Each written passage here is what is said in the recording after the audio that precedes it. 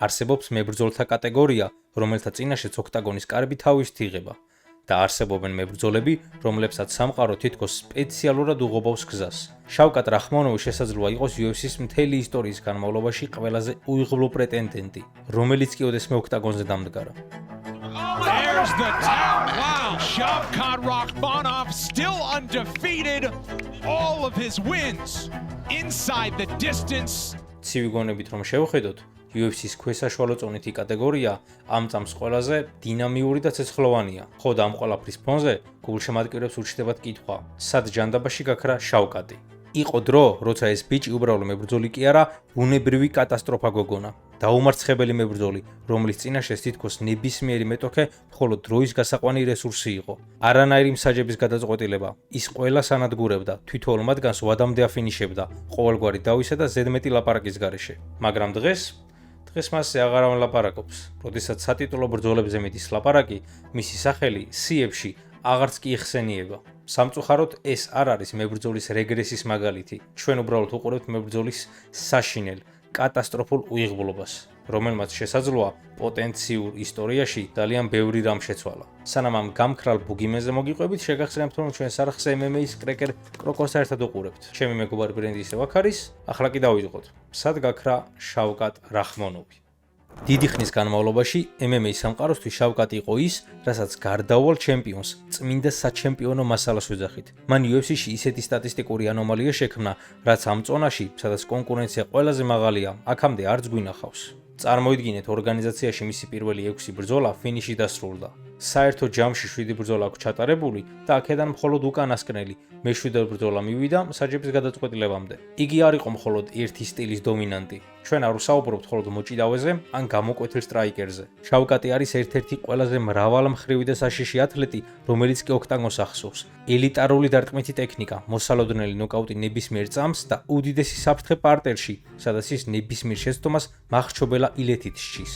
მის გარშემო ამ არსებულ აურას ერთი უცნაური დეტალიც ემატებოდა. ის საერთოდ არ საუბრობს ინგლისურად. გამოვიდოდა, უბრალოდ ჩაიღემებდა face-off-ზე და შემდეგ ცივსისხლიანად ანადგურებდა მეტოქეს.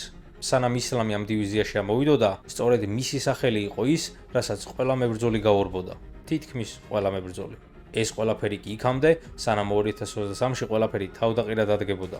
ეს ის მომენტია, როდესაც შენი სპორტული იղბალი შენს წინააღმდეგაა. ყაზახს ბოლო 2 წლის განმავლობაში მხოლოდ ერთხელ აქვს ნაბრძოლი. მისი ბოლო ბრძოლა 2024 წლის დეკემბერში შედგა. მანამდე კი 2023-ის დეკემბერში. ტოპ 3-ში მყოფი მებრძოლისთვის ეს არის წარმოუდგენელი, დამღუპელი უმოქმედობა. მიუხედავად იმისა, რომ იანგარი საჯაროდ ამბობდა, რომ თითქოს შავკატ რახმონოვმა ტრამვა მასთან სპარინგის დროს მიიღო, არსებობს საფუძვლიანი ეჭვი, რომ აქ საქმე ძველ ქრონიკულ დაავადებასთან გვაქვს. კულუარებში ვრცელდებოდა ინფორმაცია მუხლის იოგების და მენისკის სერიოზულ დაზიანებაზე. დადის ასევე ხმები, რომ მან დაზიანებული მუხლით ორჯერ იბრძოლა. აქედან ერთ-ერთი ბრძოლა კი სტივენ ტომპსონთან იყო, რაც სრული სიგიჟეა. მუხლის იოგების სრულფასოვან აღდგენას, როგორც წესი, 9-დან 12 თვემდე რეაბილიტაცია სჭირდება. სავარაუდოა ის, რომ ყაზახი მებრძოლი ტრამვით ვარჯიშობდა და რა თქმა უნდა, რომ ამან მისი მდგომარეობა კიდევ უფრო გააუარესა. უკვე წელიწადზე მეტია ის ოქტაგონს მიღმა და მისი დაბრუნების შესახებ სიახლეები თითქმის არ არსებობს, რაც ფანებში რა თქმა უნდა, რომ შფოთოს იწვევს. ხო, არადა 2024 წლის დეკემბერი უნდა ყოფილიყო მისი ტრიუმფი. შავკატი ბელალ მუჰამედს უნდა შეხვედროდა ტიტულზე, მაგრამ აქაც უიღბლოა მიჩინა თავი. ბელალმა ფეხის თითის ტრამვის გამო ბრძოლა ჩაშალა. შავკატი კი იანგარის დაუპირისპირდა. დიახ, მან კი მოიგო, მაგრამ ეს აღარ იყო ის ძველი გამანადგურებელი შავკატი. ბოლო კადრი, რაც ამ ბრძოლიდან გვახსოვს, არის ის თუ როგორ კინაღამ დააფინიშა იანგარი მიგი. პირველად მისი კარიერის განმავლობაში იგი თითქოს ჩვეულებრივ მებრძოლს დაემსგავსა. მისი დაუმარცხებელი აურა, რომელიც ერთი შეხედვით დიდ გადაულახავ ბარიერს ჰგავდა, უბრალოდ გაიბზარა. სპორტის ამ დონეზე ხანდახან მოგება საკმარისი საერთოდ არ არის. შეიძლება დადგეს მომენტი, როდესაც გადამწყვეტი მნიშვნელობა ექნება თუ როგორ მოიგებ. იმ საღამოს შავკატმა მოიგო ბრძოლა, მაგრამ დაკარგა იმ დაუძლეველი მონსტრის იმიჯი, რომელიც ასე აშინებდა მეტოქეებს. სამწუხაროდ მისი უიღბლობა მხოლოდ სპორტული ტრამვებით არ შემოიფარგლება. არის რაღაცები, რაც ფიზიკურ ტკივილზე მეტად აზიანებს მებრძოლს. გავრცელდა ინფორმაცია, რომ შავკატის ოჯახი ყაზახეთში მძიმე ავტოკატასტროფაში მოყვა. ეს ამბავი საშინელი შედეგით დასრულდა. დაიღუპნენ ოჯახის ახლო მეგობრები, ხოლო მისი ოჯახის წევრები მძიმედ დაშავდნენ. ეს ტრაგიკული ამბავი ბევრს გამორჩა მხედველობიდან, მაგრამ წარმოვიდგინეთ ახლა მებრძოლის ფსიქოლოგიაზე ეს როგორ გავლენას მოახდენდა. როგორ უნდა მოახდინო კონცენტრაცია ვარჯიშზე, როდესაც შენი ოჯახი ასე მდგომარეობაშია. ეს ფაქტი მის უმოქმედობას სულ სხვა, უფრო მძიმე და ფსიქოლოგიურ შესმატებს. სანამ შავკატი ტრამვებსა და პირად ტრაგედიებს ებრძვის, როსტერი წინ მიდის. ყავს ახალი ჩემპიონი, ისლამ ახაჩევი და ალბათ ლოგიკურად იან გარი უნდა იყოს შემდეგი პრეტენდენტი, ხოლო რაც შეეხება შავკატს, კარგ შემთხვევაში თუ ის გამოჯამრთელდა, წელს შეიძლება ალბათ არ ვიცი, კამარ უსმანთან აჩხუბონ. ერთადერთი მთავარი საფიქრალი ის არის სხვა ყველაფერი რომ გვერდზე გადავდოთ, რომ ამ ხელა პაუზის მერე, როდესაც მებრძოლები ბრუნდებიან, ისეთები ვეღარ არიან როგორიც ადრე იყვნენ. ოქტაგონზე გატარებული დროის დეფიციტი რეალურია. თუ ის სიტყვაზე კამარ უსმანს დაუპირისპირდება და თანაბარ ბრძოლას ჩაატარებს, ამავდროულად ფინიშს ვერ დადებს, UFC ძალიან გაუჭირდება რომ სატიტულო მისცეს. ან თუ მისცეს, იმის დასაბუთება თუ ეს რატომ გააკეთეს. შავკატი, რომელიც ამ ისტორიის მთავარი გმირი იყო, ნელ-ნელა გადავიდა რაღაც მეორე ხარისხოვან ფონურ პერსონაჟად. იგი არასდროს ყოფილა სოციალურ ქსელებში აქტიური, მაგრამ რამდენიმე კვირის წინ რაღაც უცნაურობა მოხდა. ბაკლიმ იგი გამოიწვია, რაზეც რაჰმანოვმა მას Black Boy, ანუ შავკანიანი ბიჭი უწოდა. ეს იყო ძალიან უცნაური და მისთვის სრულიად უტიპური საქციელი, რომელსაც რასიზმის ელფერი დაჰკრავდა. ასე ფიქრობენ უცხოელი გულშემატკივრები, მაგრამ რეალობა ისაა, რომ ყაზახეთში ეს ტერმინი სულ სხვა მნიშვნელობით გამოიყენება. როგორც მე გავიგე, ასე უწოდებენ ისეთ ადამიანებს, ვინც შავად შრომობენ.